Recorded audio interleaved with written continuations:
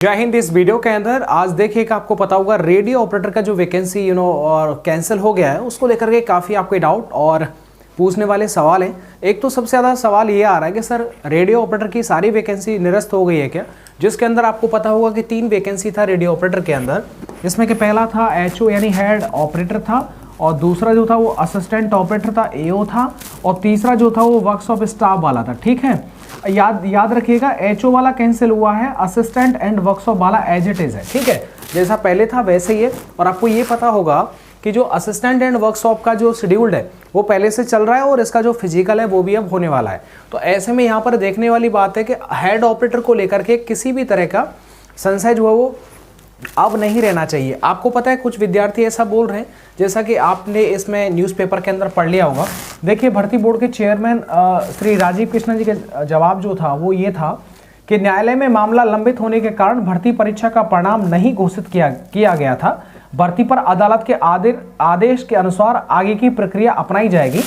देखिएगा, एक सवाल है सर, देखिएगा न्यायालय के अंदर, माननीय न्यायालय के अंदर जो भी आदेश पारित हुआ है वो ओवरऑल आप देख पा रहे होंगे, और बहुत ज़्यादा जो अलग अलग हर स्टेज पर, हर प्लेटफॉर्म पर आप ये देख पाएंगे। जैसा कि देखिए, हाई कोर्ट ने रद्द की यूपी पुलिस रेडियो ऑपरेटर की भर्ती, अब नए सिरे से होगी। ये सिर्फ हेड ऑपरेटर के लिए बात कही गई है भाई, है ना, सिर्फ हेड ऑपरेटर के लिए। असिस्टेंट वर्कशॉप का इससे कोई कनेक्शन नहीं है। आपको पता होगा यहां पर आप देखिएगा कि 2022 में 936 पदों पर जो निकली थी वो हेड ऑपरेटर की निकली थी। भर्ती के विज्ञापन में योग्यता के तौर पर डिप्लोमा मांगा गया था।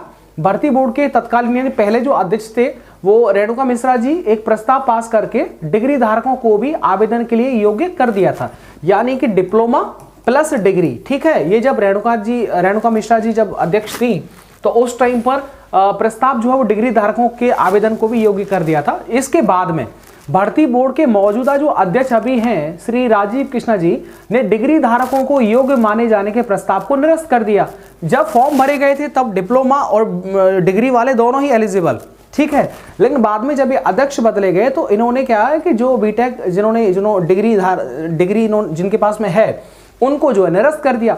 इस फैसले के खिलाफ में जो डिग्री धारक थे वो हाईकोर्ट में चले गए, उन्होंने याचिका दाखिल कर दी।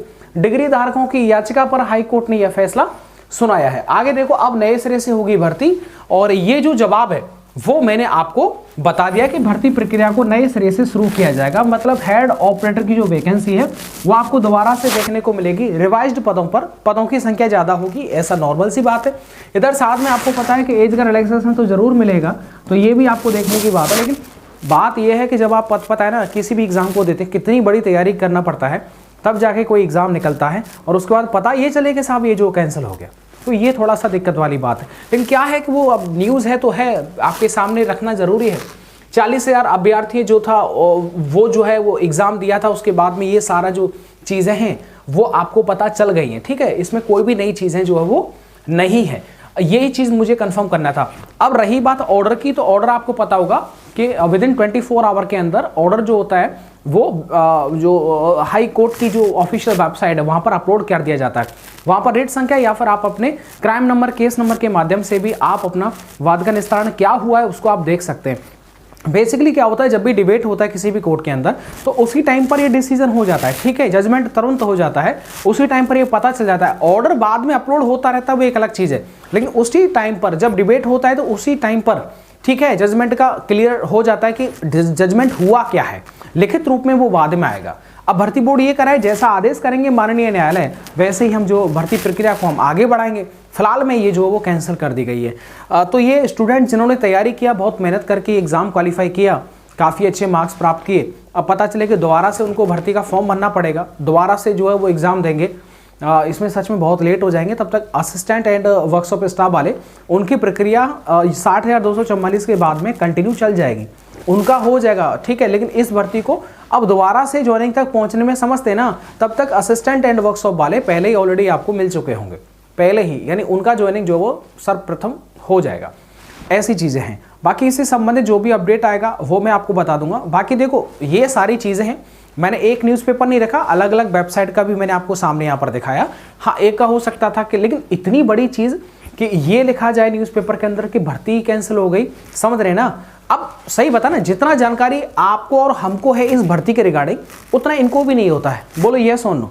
यहां पर सिर्फ ये लिखने की क्या जरूरत थी कि पुलिस रेडियो ऑपरेटर की भर्ती प्रक्रिया को जो वो हाई कोर्ट ने रद्द कर दिया है, बताइएगा यस ना। रेडियो ऑपरेटर की एक शाखा का हुआ है जिसका हेड ऑपरेटर था, उसका हुआ है, तो यहां लिखना चाहिए था कि उत्तर प्रदेश पुलिस की हेड रेडियो ऑपरेटर की भर्ती प्रक्रिया को रद्द कर दिया गया है, ये लिखना चाहिए था। बाकी सबको कंफ्यूजन कर दिया। सभी के बैक टू बैक कमेंट आए कि भैया आप कुछ बताइए, बताओ क्या, काफी समझा दिया कमेंट के अंदर भी, लेकिन बहुत लोगों को नहीं पता था, ये कंफ्यूजन था। चलेगा, अपना आप ध्यान रखिएगा। मिलता हूं आपको नेक्स्ट वीडियो के साथ। वीडियो को देखने के लिए आप सबका बहुत बहुत धन्यवाद। और आपके मन में जो भी सवाल है, डाउट है, वो जरूर कमेंट कर दीजिएगा। संभवतः शाम को जैसे मैं फ्री होता हूँ ऑफिस से, तो ज़रूर जो आपके सारे सवालों को पढ़ करके उस पर मैं जवाब दूंगा। बाकी रही बात ऑर्डर की, तो ऑर्डर थोड़ा समय लगे, लेकिन वो हो जाएगा, ठीक है। जब भी कभी कोई भी मामला कोर्ट के अंदर चलता है, ठीक है, एक तो सरकारी वकील होते हैं, साथ ही में प्राइवेट वकील होते हैं। अब ऐसे में दोनों के द्वारा जो भी बहस होता है, उसके बाद में जजमेंट होता है। जजमेंट ऑलरेडी मौखिक रूप से बता दिया जाता है, बाद में वो लिखित रूप में आता रहता है। चलिएगा, मिलता हूँ आपको नेक्स्ट वीडियो के साथ। वीडियो को लाइक एंड चैनल को सब्सक्राइब कर लीजिएगा। Thank you.